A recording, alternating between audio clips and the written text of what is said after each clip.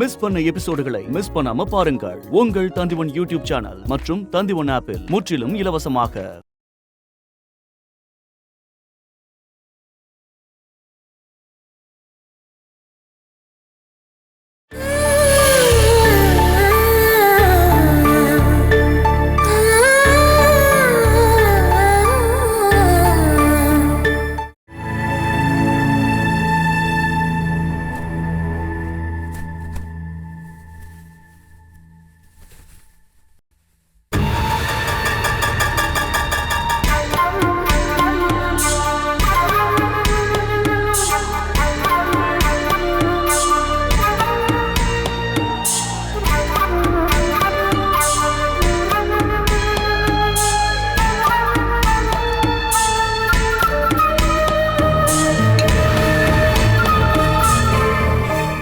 பாலா,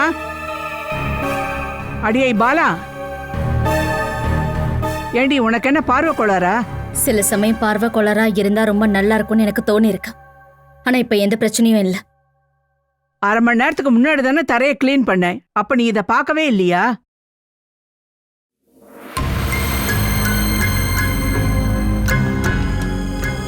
முதல்ல இதை தொடச்சி கிளீன் பண்ணிட்டு அப்புறம் போ. முறைச்சு பார்க்காம பழைய துணி எடுத்துட்டு வந்து அதை கிளீன் பண்ணு. அத நீங்களே தொடச்சு கிளீன் பண்ணுங்க. நீ என்ன வேலை வாங்கலாம்னு நினைச்சுதான் வந்திருக்கியா? மரியாதையா கிளீன் பண்ணு. மரியாதை கொடுத்தீங்கன்னா நான் கிளீன் பண்ணுவேன். ஆனா மரியாதை இல்லாம பேசுனீங்கன்னா அது நடக்காது. கர்ப்பமா இருக்கிற மருமக உடம்ப வருத்திக்கிட்டு இதெல்லாம் கிளீன் பண்ணணும்னு நீங்க பாக்கணும்னு ஆசைப்பட்டீங்கன்னா கடைசியில நீங்க தான் அதை கிளீன் பண்ண வேண்டியதா இருக்கும். நான் என்னடி பண்ணேன்? எனக்கு முன்னாடி மட்டும் இல்ல, பின்னாடியும் கண்ணு இருக்கு. இப்படி ஒரு சீப்பான வேலையை நீங்க தானே செஞ்சீங்க. எக்காரணத்தை கொண்டு நான் இதை கிளீன் பண்ணவே மாட்டேன். இதெல்லாம் பழைய டெக்னிக். கர்ப்பமா இருக்கிற மருமக நடந்து போறப்போ எண்ணெயை ஊத்தி விடுறது, ஆரோக்கியத்துக்கு நல்லதுன்னு சொல்லி பப்பாளி ஜூஸ குடிக்க வைக்கிறது, உப்பு டப்பால விம் பவுடர் போட்டு வைக்க வேண்டியது. அந்த விளையாட்டெல்லாம் இங்க செல்லுபடி ஆகாது. அதை எல்லாத்தையும் விட ரொம்ப சீப்பான வேலையை நீங்க செய்வீங்கன்னு எனக்கு நல்லாவே தெரியுமே. அதனால நான் இங்க ரொம்ப ஜாக்கிரதையா தான் இருக்கேன். எப்ப பார்த்தாலும் டிவி பாக்குறத தவிர வேற வேலை வெட்டி ஒண்ணும் இல்லைல்ல. அந்த சாக்குல மருமகளை எப்படியெல்லாம் டார்ச்சர் பண்ணலான்னு புது ஐடியா போட்டு யோசிச்சு வைங்க. அடியை ஒன்னா நாசமா போக. இந்த நேரத்துல எந்த பிசாசு கால் பண்ணுது? ஹலோ, நான் தான் வேணும். சொல்லுப்பா. இப்பதான்ப்பா நான் உன்னை பத்தி நினைச்சேன். உனக்கு ஆயுசு கெட்டிப்பா. பாலாவோட வீட்டுல இருந்து யாராவது வந்தாங்களா? எந்த ஒரு நாயும் இந்த பக்கம் திரும்பி கூட பாக்கலப்பா. நீ போன பாலா கிட்ட கொடுமா. அதுக்கு அவ இங்க இல்லையே. இல்லையா? எனக்கு தெரியாம அவளை வெளியே அனுப்பாதீங்க நான் சொன்னல. அவ எங்க போயிருக்கா? அவளுக்கு இந்த வீட்டுல இருக்கிற பாத்ரூம் எல்லாம் பத்தாதான். குளிக்கிறேன்னு சொல்லிட்டு ஆத்தங்கரைக்கு போயிருக்கா. அப்பதானே அந்த பக்கமா போற ஆம்பளைங்களை பார்த்து ரசிக்க முடியும். டேய், நீ என்னடா பதில் பேசாம நிக்கிற? உன்னால அவளை அடக்கி வைக்க முடியலன்னா சொல்லுமா, நான் உடனே அங்க கிளம்பி வரேன். அவ ரெண்டு காலையும் உடைச்சு வச்சிடறேன். அப்புறம் எப்படி அவ வெளியே போவா? நீ வர வேண்டிய தேவையில்லை. அவளை எப்படி வீட்டுல உட்கார வைக்கணும்னு எனக்கு தெரியும்டா. கர்ப்பமா இருக்காளேன்னு நினைச்சு அவளை கொஞ்சம் விட்டு பிடிக்கிறல்ல, அதான் தப்பாயிடுச்சு. அப்படி நீங்க அவளுக்கு ஒண்ணு விட்டு கொடுக்க வேண்டிய அவசியம் இல்ல. அதெல்லாம் எனக்கு தெரியும்பா. இவ எந்த நேரம் பார்த்தாலும் எதையாவது தின்னுகிட்டு டிவி பார்த்துக்கிட்டே இருப்பா. நாம ஏதாவது ஒரு வேலை சொன்னா எடுத்தெறிஞ்சு பேசுவா. இதெல்லாம் எவ்வளவு நாடு நானும் பாக்குறேன். நாங்க இல்லங்கிற திமிரு அவளுக்கு. இங்க ஒரு சில பினான்சியல் ப்ராப்ளம் முடிச்சாகணும். இல்லைன்னா நாங்க கிளம்பி வந்துருவேன். அவளை அடக்கிறதுக்காக நீ இங்க வர வேண்டாண்டா. உங்ககிட்ட இப்ப எவ்வளவு பணம் இருக்குமா? எனக்கு கொஞ்சம் அர்ஜென்ட்டா பணம் தேவைப்படுது. ஹலோ ஹலோ, நீங்க நகையை அடமானம் வச்சு கொஞ்சம் பணம் அனுப்ப முடியுமான்னு கேட்டேன். என்ன இது சரியாவே கேட்க மாட்டேங்குது. அம்மா, சரி, நான் உன்னை கூப்பிடுறேன். வெளியே யாரோ வந்திருக்காங்க. ஹலோ,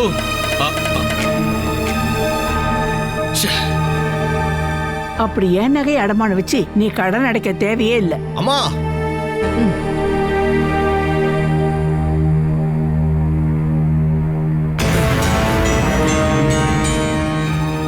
எதுக்குடா தொண்டை கிழிய கத்துறீங்க? வர சொல்லு வா.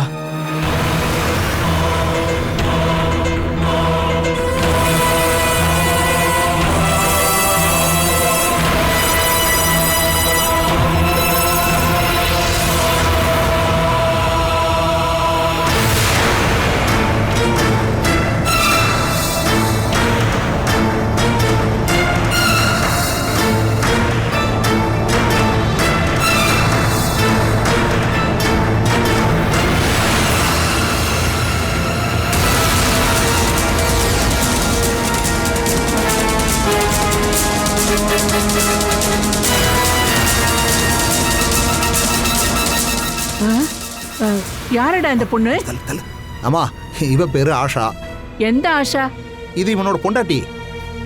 அம்மா.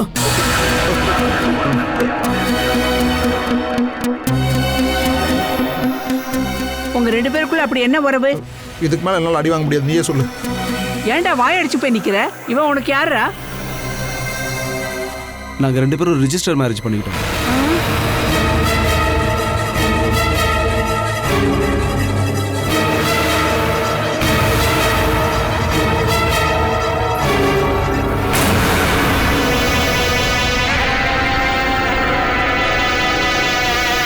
கோடீஸ்வரம் வீட்டு பொண்ணு.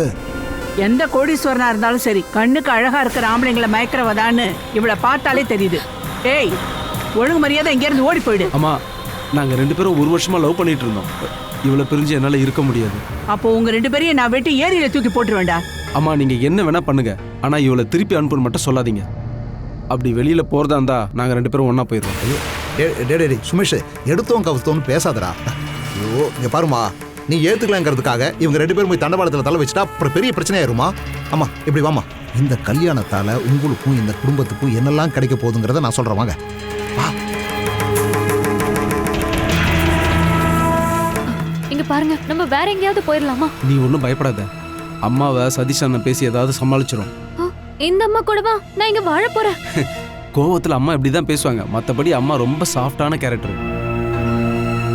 பாலா, பாலா, வெளியில நடக்கிற கூத்தெல்லாம் நீ பாக்கலையா? இங்க எனக்கே 1008 பிரச்சனை போயிட்டு இருக்கு. அப்புறம் எதுக்கு நான் வெளியில நடக்கிறதெல்லாம் பார்க்கணும்? ஏய், இங்க பாரு, சுமேஷ் ஒரு பொண்ணு கூட்டிட்டு வந்திருக்கான். ரெஜிஸ்டர் மேரேஜ் பண்ணிட்டு வந்ததா சொல்றான். பாக்குறதுக்கு ஏதோ வசதியான வீட்ல இருந்து வந்த பொண்ணு மாதிரியே இருக்கா.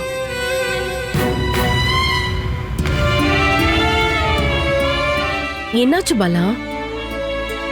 இன்னொரு பொண்ணுடைய வாழ்க்கை கூட நாசமா போக போகுதுன்னு நினைச்சாதான் எனக்கு உள்ளுக்குள்ள பயமா இருக்கு. அதுக்கு நாம இங்க உட்கார்ந்து பயந்தும் கவலைப்பட்டோம் அதுல என்ன பிரயோஜனம்? இப்படி ஒருத்தன் கூட அவ வரத்துக்கு முன்னாடி அவன் குடும்பம் எப்படின்னு அவ விசாரிச்சிருக்கணும் இல்லையா? அப்படி எல்லாமே பார்த்து விசாரிச்சு நடந்தது தானேக்கா நம்ம 2 பேருடைய கல்யாணமும். கடைசியில இப்ப என்ன ஆச்சு? அதே மாதிரி ஒரு பொண்ணு தானே ஒரு ஆம்பளைய நம்பி அவன் கையை பிடிச்சி இந்த வீட்டை தேடி வந்திருக்கான். அவளுக்கும் இப்படி ஒரு நரக வாழ்க்கை தான் இருக்கு அப்படின்னா அதை யார் நினைச்சாலும் மாத்தவே முடியாது. இப்ப அவ கண்ணீரையும் சேர்த்து நம்ம இப்ப பார்க்க வேண்டியதா இருக்கு. அதுக்கு அத்தாவில இங்க தங்க விடுவான்னு நினைக்கிறியா? ஓரளவுக்கு பணத்தோடையும் வரதட்சணையும் கொண்டு வந்த நமக்கு இந்த நிலைமை. இவ வேற ரெஜிஸ்டர் மேரேஜ் பண்ணிக்கிட்டு வெறும் கையோட வந்த பொண்ண உள்ள கூட்டிட்டு வரதுக்கு அத்தை ஒத்துப்பாங்களா என்ன? நீ வேணா பாத்துக்கிட்டே இரு, இப்பவே 2 பேரையும் அடிச்சு துரத்துவாங்க பாரு. அந்த பொண்ணு வசதியான வீட்டு சேர்ந்த பொண்ணுன்னு தெரிஞ்சிருச்சுன்னா அதுக்கப்புறம் அத்தை எதுவுமே சொல்ல மாட்டாங்க. பணம் தான் அவங்களுக்கு கண்கண்ட கடவுள். அது மட்டும் கிடைச்சிட்டா அவங்க எல்லாத்தையும் மறந்துடுவாங்க. சதீஷ் மாமாவை இங்கிருந்து அடிச்சு துரத்துனா 1 லட்ச ரூபாய் தரேன்னு நீங்க அவங்க கிட்ட சொல்லி பாருங்களேன். அடுத்த நிமிஷமே அந்த வேலையை அவங்க செஞ்சிருவாங்க. அந்த அளவுக்கு பணம் பேராசை பிடிச்ச பிசாசு அது. எந்த வகையில அவங்க காசு வந்தாலும் சரி, அதை எதையுமே அவங்க விட்டு வைக்க மாட்டாங்க. ஆனா இந்த பொண்ணு விஷயத்துல தலைகீழ தான் நடக்கும் போல. அத்தை அந்த பொண்ணை ஓங்கி அரைஞ்சு விரட்டி விடுவாங்க பாரு.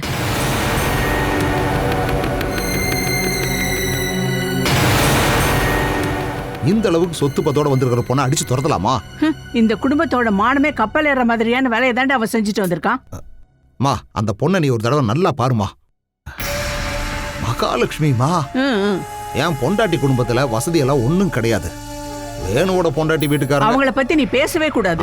அதேதான், அவ வீட்லயும் அவ்வளவு மோசமான நிலைமை. ஆனா இவளுக்கு எப்படி தெரியுமா? பல கோடி ஆஸ்தி இருக்குமா. அது எல்லாத்துக்கும் இவதான் வாரிசு. பெரிய குடும்பமா. எந்த குடும்பம்? அதை பத்தி திடீர்னு கேட்டா நல்ல குடும்பத்து பேரை நீயே கண்டுபிடிச்சுக்கோமா. ஊர்க்காரங்க என்ன சொல்லுவாங்க? வேணுவுக்கு தெரிஞ்சா? அது வேணும் வரும்போது பாத்துக்கலாமா. அப்புறம் ஊர்க்காரங்க இவன் இப்படி ஒரு விஷயத்தை செஞ்சுட்டாங்கிறதுக்காக ஊர்ல இருக்கிற வீணா போன பயலுக்கு யாருக்கும் ஒரு சொட்டு காப்பி கூட நம்ம கொடுக்க வேண்டியதில்லை. அதனால அந்த காசும் லாபம். நீ முதல்ல அவங்க 2 பேர்த்தையும் ஆசீர்வாதம் பண்ணி உள்ள போக சொல்லுமா.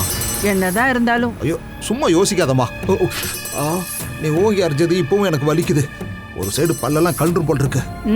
அவனுக்கு கிடைக்க வேண்டியது உனக்கு கிடைச்சிருச்சுன்னு நினைச்சுக்க. அது எப்பவுமே அப்படித்தானே. ஆனா எனக்கு விழுந்த அடியை பார்த்து அந்த பொண்ணு பயந்துருச்சுமா. இந்த வீட்டுல அம்மாவோட பவர் என்னங்கிறது இப்ப அந்த பொண்ணு புரிஞ்சிருக்கும். டைமை வேஸ்ட் பண்ணாதம்மா. ராகு காலத்துக்கு முன்னாடி பொண்ணையும் பையனையும் உள்ள போக சொல்லுங்க. இன்னைக்கு எப்படா ராகு காலம்? திருப்புன்னு கேட்டா என்னால் அதுக்கெல்லாம் பதில் சொல்ல முடியாது. வாமா, முதல்ல அந்த பொண்ணு கையை பிடிச்சி உள்ள கூட்டு போமா. வாங்குறேன். என்ன செய்யறது? ஏய், அம்மாவை ஒரு வழியா சமாளிச்சிட்டேன். மற்றதெல்லாம் நீங்க 2 பேரும் தான் எப்படியாவது சமாளிக்கணும். அப்புறம் அம்மா வரும்போது காலில் விழுந்து ஆசீர்வாதம் வாங்கிக்கிறேன். மத்த வராங்க.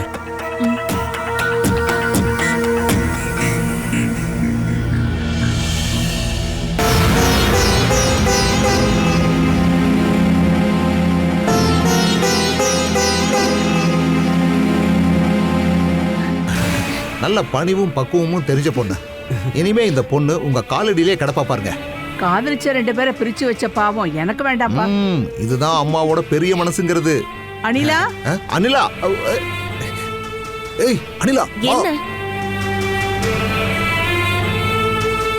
விளக்குல ஒரு திரிய போட்டு எடுத்துட்டு வா. ஒரு திரி போட்டா போதுமா? 7 திரி போட்டு விளக்கேத்த இங்க என்ன நவராத்திரியா நடக்குது? அப்புறம் திரிய போட்டு வந்தா மட்டும் பத்தாது, அதுல கொஞ்சம் எண்ணெயும் ஊத்தி எடுத்துட்டு வா. சொல் பேச்சு கேட்டு அம்மாவுக்கு தகுந்தபடி நடக்கிற என் பொண்டாட்டி அவ. உன்னை இவ கடத்திட்டு வந்துட்டான்னு சொல்லி போலீஸ் இவனை தேடி வருவாங்களா? அது வந்து நான் யார் கூட போனேன்னு வீட்ல யாருக்கும் தெரியாது. அவங்க இப்ப பல பேரை சந்தேகப்படுவாங்கல்ல. ஐயோ, அது நான் அந்த அர்த்தத்துல சொல்லலப்பா. கோயிலுக்கு போய் மறுபடியும் முறைப்படியும் கல்யாணம் பண்ணணும். அது பண்ணிடலாம். இங்கே ஒரு சில சட்ட திட்டங்கள்லாம் இருக்கு. அதெல்லாம் நான் சொல்லி கொடுத்து தான் கூட்டிட்டு வந்திருக்கேன். கிடைச்ச டைம்ல எல்லாத்தையும் கத்து கொடுத்துட்டியா? கில்லாடி பேண்டா. வாங்கிக்க.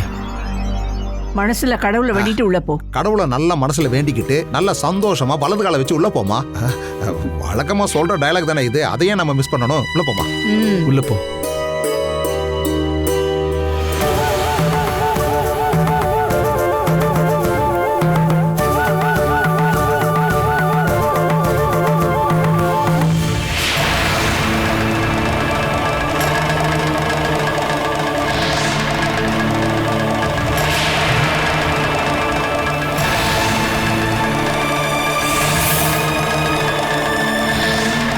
சகுனம் சரியில்லையே.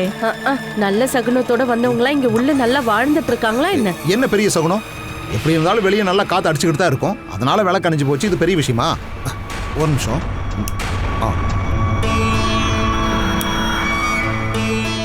இப்போ உள்ள போப்பா. உள்ள போ, உள்ள போ. எல்லாம் ஓகே தான்.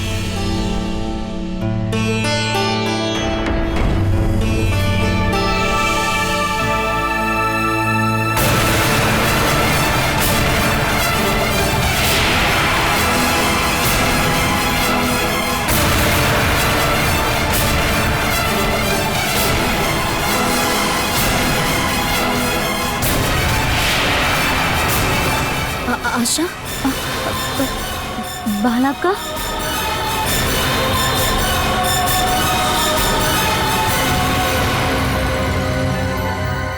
அடடா, உங்களுக்கு ஒருத்தர் தெரியுமா? இது வேணுவோட பொண்டாட்டிமா.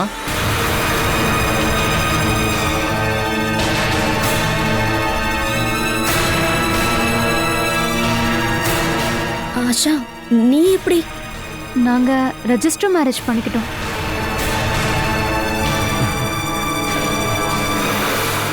அக்கா, நீங்க இந்த வீட்ல தான் இருக்கீங்கன்னு எனக்கு தெரியாது. உனக்கு எப்படி அவளை தெரியும்? அது வந்து நாங்க கோட்டையத்துல இருக்கும்போது இவங்க பக்கத்து வீட்டுல இருந்தாங்க.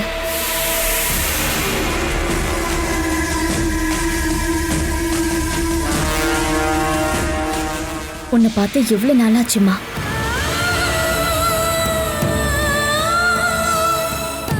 நீ எதுக்காக அவசரப்பட்டு இப்படி ஒரு முடிவெடுத்த? அது வந்து பழைய கதையெல்லாம் அப்புறமா பேசிக்கலாம். சுமேஷ், நீ இவளை ரூமுக்கு கூட்டிட்டு போ. அடியே, நீ வந்து விளக்க வாங்கிக்க. குடு. என்கிட்ட குடு. வா.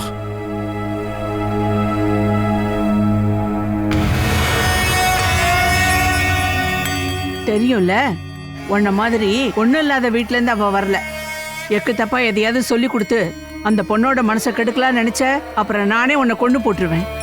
ஃபைனான்ஸ் கம்பெனிலாம் வச்சிருக்கிற பெரிய பணக்கார வீட்டு பொண்ணு இவ. ஏதோ பழக்கம் இருக்குங்கிறதுக்காக ரொம்ப உரிமையில எடுத்துக்க கூடாது. அடக்கி ஒடுக்கி வாசிக்கணும், புரியுதா? சொன்னது புரிஞ்சுதாடி? உங்களுக்கு பொம்பளைங்களை தூக்கி போட்டு பந்தாட இன்னொரு ஏற கிடைச்சிருச்சுல. அவ உன்ன மாதிரி பிச்சைக்காரி இல்லடி, கோடி கணக்குல பணம் இருக்கு. அதுல பாதி பங்கு என்னுடைய வாழ்க்கையில இருந்து பறிச்சது. இல்லைன்னா நான் இப்படி ஒரு நிலைமைக்கு ஆளா இருக்க மாட்டேன்.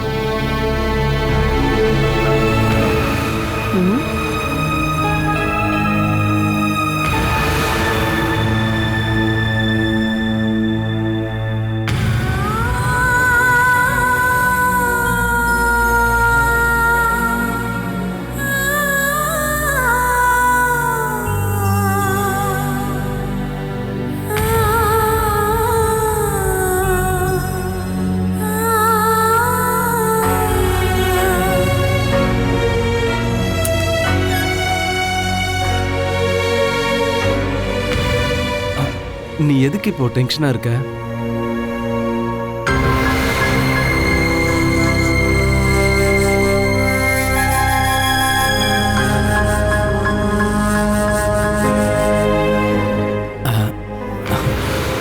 நீ காணாம போனதும் உங்க அப்பா போலீஸ்ல கம்ப்ளைண்ட் பண்ணுவாரு.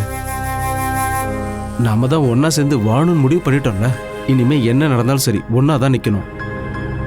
போலீஸ் ஏதாவது வந்துச்சுன்னா அதை நான் பாத்துக்கிறேன். அதை நினைச்சலாம் நீ பயப்படாத.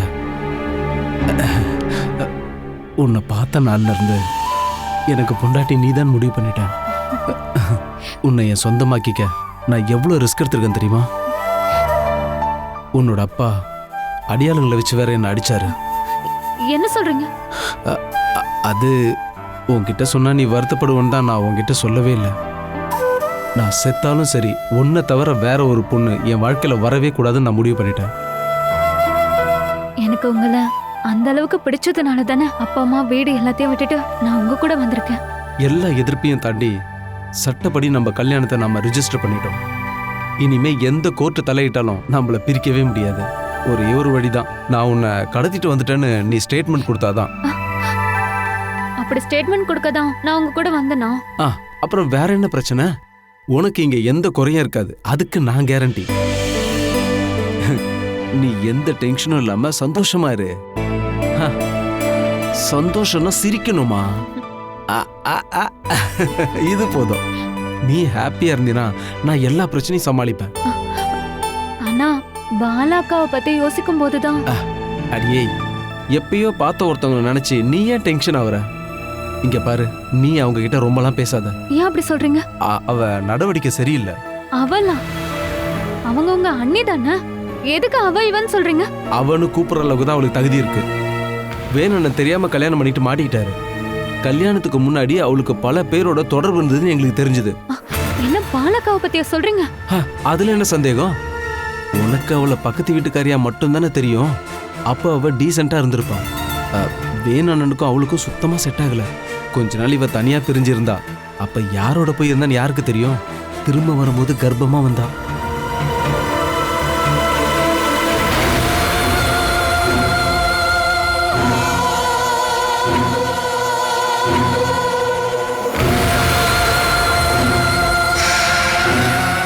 வேணான்னா மட்டும் நான் இருந்திருந்தேன்னு வச்சுக்கோ, அவளை அப்பவே துரத்திருப்பேன்.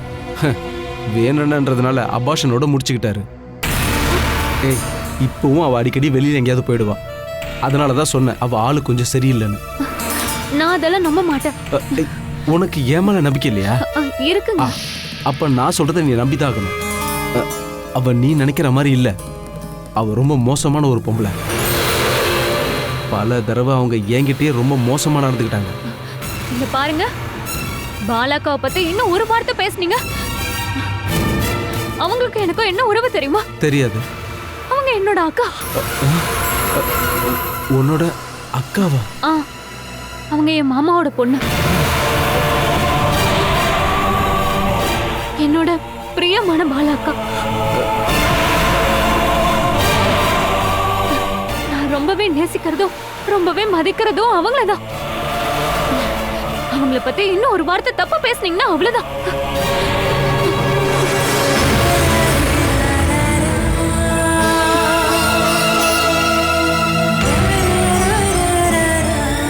என்னால நம்பவே முடியல.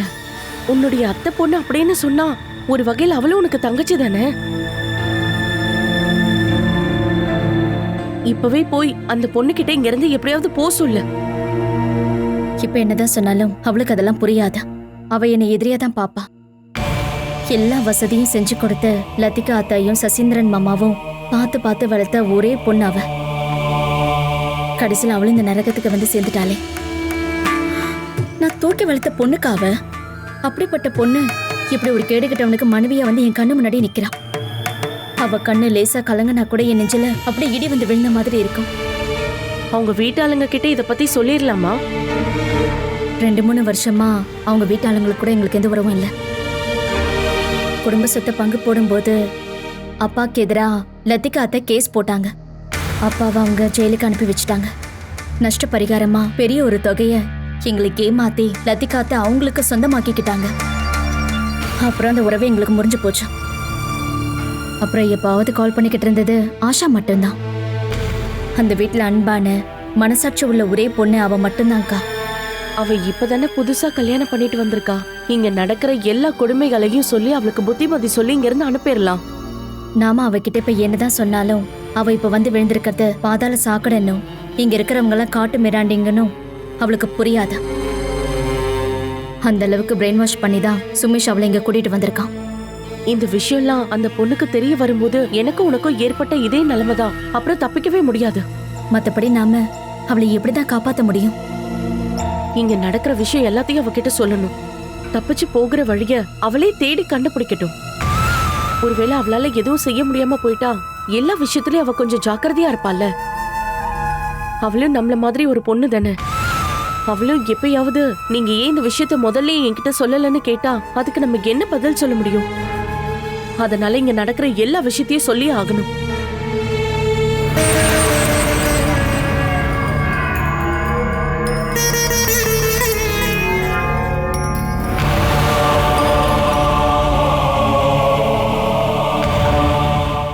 Catch us on TV, Thandivan app, thandivan.com and YouTube.